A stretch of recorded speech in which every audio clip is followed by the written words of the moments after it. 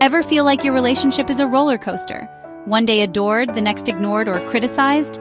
That's not passion.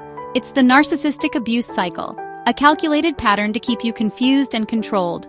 The good times are bait, not real love. Recognizing this isn't about blaming yourself.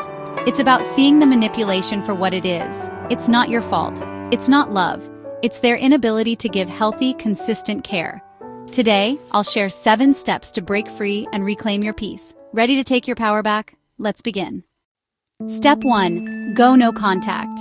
This isn't drama, it's self-preservation. Every message, every social media check-in is a dose of poison that keeps you hooked. Block their number, email, and socials. If you must interact, like for kids or work, keep it strictly business. Short, factual, emotionless. Use email or co-parenting apps to limit manipulation. Expect withdrawal. The urge to check on them is just your brain craving the old cycle. Hold the line. Every moment of silence is a win for your sanity. No contact isn't punishment.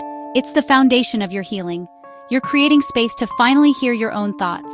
If you can't go fully no contact, go as low as possible. Remember, this is about your survival, not their feelings.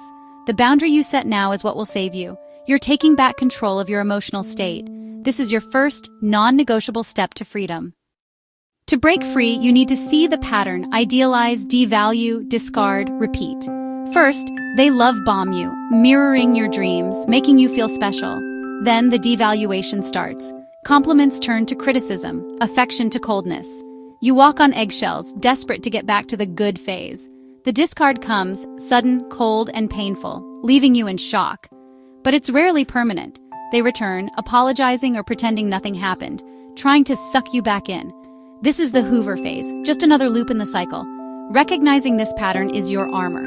Their return isn't hope, it's a reset of the abuse. The cycle is about control, not love. When you see it, you stop blaming yourself. You start to break free. Knowledge is your power. After chaos, there's often a calm, a lull that feels like hope.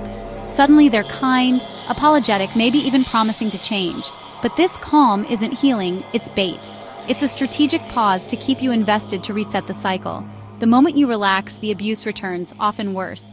Real love doesn't require you to survive it. Don't mistake a ceasefire for peace. Seeing the calm as a trap gives you the strength to walk away. Narcissistic abuse erodes your sense of self. Their criticism and gaslighting make you doubt your worth. Rebuilding starts by challenging their narrative. You're not too sensitive, needy, or crazy. Reconnect with who you were before them, your hobbies, passions, and friends. Each small act is a declaration. I exist outside of you. Journal your thoughts, list your strengths, and remember your value. Replace their voice in your head with your own. Be patient. Healing takes time. Every step you take to reclaim your joy is a step away from their control. You are not their reflection. You are your own person. Piece by piece, you rebuild. Boundaries are your new superpower. The narcissist will push back. Expect guilt trips and anger. Hold the line. Guilt is just a sign you're breaking old patterns. Be clear and concise. I'm not available to talk about that is enough. Don't over-explain. Your boundary isn't a negotiation.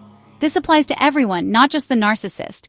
You owe no one access to your peace. Saying no without guilt is true freedom. You want closure, but with a narcissist, you'll never get it. Seeking answers only leads to more confusion and manipulation.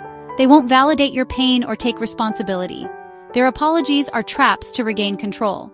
True closure comes from accepting who they are and trusting your own experience. Block their number, let go of their opinion, and walk toward your own peace. You don't need their approval to heal. Closure is a gift you give yourself. Healing isn't a solo journey. Narcissistic abuse is isolating, and not everyone will understand. Find a trauma-informed therapist or join a support group for survivors. Community validates your experience and helps you see you're not alone. Be selective about who you let in. Choose those who respect your boundaries. Distance yourself from anyone who sides with the abuser or pressures you to reconcile. Your healing environment must be safe. The right support is essential to reclaiming your life. The final step? Reclaim your joy. For too long, your happiness depended on them. Now, every act of joy, big or small, is an act of defiance. Your laughter, your peace, your passions, they're proof you survived. You didn't lose a soulmate, you lost a manipulator. Now, you get to find yourself and build a life full of your own purpose. Drop a sprout emoji if you're ready to grow. and watch the next video on trauma bonding to stay free for good.